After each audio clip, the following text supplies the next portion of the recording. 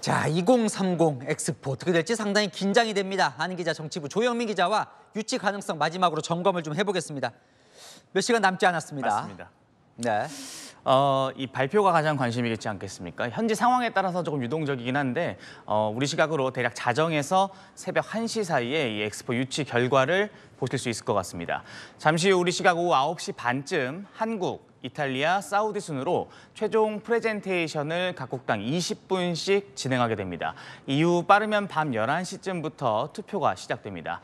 마지막 PT 연사로는 한덕수 국무총리와 반기문 전 유엔 사무총장, 민간 유치위원장인 최태원 SK그룹 회장, 박형준 부산시장, 나승현 전 평창 동계올림픽 유치위 대변인이 나설 계획입니다. 자, 결국 이제 투표로 결정이 되는데 누가 어느 나라 어느 도시의 투표인지를 모르는 거예요. 네. 맞습니다.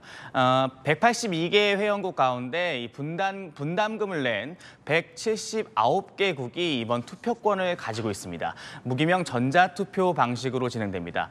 보시는 것처럼 1번은 우리나라, 2번은 이태리, 3번은 사우디, 4번은 기권, 이렇게 번호를 눌러서 투표를 진행하게 됩니다. 투표가 끝나면 각국당 이 득표수는 전광판을 통해 바로 공개되는데 어느 나라가 어느 나라에게 투표했는지 이 부분은 공개되지 않습니다. 기호 순서대로 되면 좋겠네요. 자, 네. 어쨌든 현실적으로 사우디 따라가느라 쉬운 경쟁은 아니었어요. 여전히 사우디아라비아가 세죠? 맞습니다. 파리 현지에서는 이른바 사우디 오일머니의 그 막강함을 느끼고 있다, 이런 얘기도 들려옵니다. 미국 정치 매체인 폴리티코는 외교관의 말을 인용해서 사우디 같은 거래 외교가 유치 경쟁의 일반적 관행이다. 많은 국가가 투표로 돈을 번다. 이렇게 보도하기도 했습니다. 이슬람 국가들을 대상으로 사우디에 있는 성지, 이 메카 순례 할당을 늘려주겠다, 이렇게 포섭에 나서기도 합니다. 이게 이슬람 국가 정상들에게는 엄청난 이 국내 민심 잡기, 치적이 될 수 있다고 하더라고요.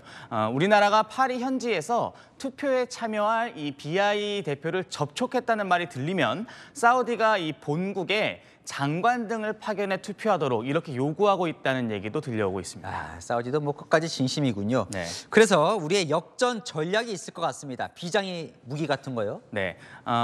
1차에 사우디를 찍으면 2차에는 우리나라를 찍어달라. 한마디로 표현하면 이게 전략입니다. 선두주자인 사우디 지지세를 깨는데 허비하기보다는 투표 방식을 활용한 이 사우디 맞춤형 전략이라는 겁니다. 투표 과정을 좀 그래픽으로 준비했는데요.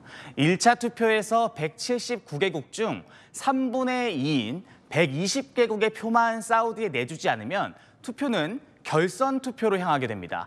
1차 투표 상위 2개국 가운데 한 표라도 많은 나라가 승리하기 때문에 1차에 사우디를 찍었던 국가들을 2차에 우리 쪽으로 끌어온다면 충분히 승산이 있다는 겁니다. 이 사우디만 계속 투표하면 사우디의 지원 약속만 얻지만 한 번씩 교차로 투표하면 사우디 또 우리나라가 약속한 지원책을 모두 받을 수 있다, 이런 전략인 것이죠. 물론 사우디아라비아도 가만히 있고 있을 것 같지는 않은데요. 맞습니다. 반대로 사우디는 1차에 한국을 뽑을 것 같은 나라들을 막판까지 접촉하고 있다고 합니다. 우리랑은 반대죠. 1차에 한국에 투표하면 2차는 사우디를 찍어라. 눈에는 눈, 이에는 이 전략으로 맞서고 있습니다. 한국 지지로 돌아선 게 확인되면 곧바로 사우디가 접촉을 시작한다는 게 현지 유치단 설명입니다. 그래서 우리가 막판까지 누굴 만나는지 모두 극비로 진행되고 있습니다. 그런데요, 지금 3파전인데 이탈리아 로마가 흔들린다는 소식이 들려와요. 이건 우리나라에게 득입니까, 실입니까? 이게 중요한 부분이 이탈리아의 그 표가 우리 득표 전략에 매우 중요합니다. 이 2차 투표에서 승리하려면 1차에서 로마 표를 우리가 모두 가져와야 하는 게 필수 조건이기 때문입니다. 유치위원회 측은 이탈리아가 현재 확보한 표를 한 15표 안팎으로 보고 있습니다. 이탈리아는 주로 같은 유럽 국가가 지지하고 있는데 유럽은 또 사우디의 이 반인권 행태에 반발심이 커서 2차에서 한국에 올 것으로 기대하고 있거든요.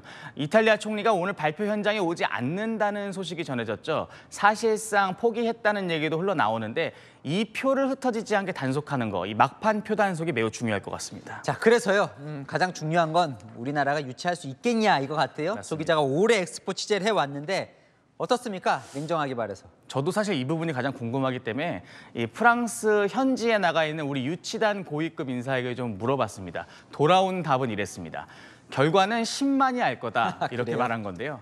다만 2차 투표까지 가면 역전을 해서 이길 수 있다 이렇게 분명하게 말하기도 했습니다. 중요한 건 1차 투표에서 사우디와의 득표차가 크지 않아야 한다 이런 말을 덧붙였습니다. 격차가 너무 크면 승부는 끝났다고 보고 2차 투표에서 우리를 찍기로 한 국가가 돌아설 수 있다는 겁니다.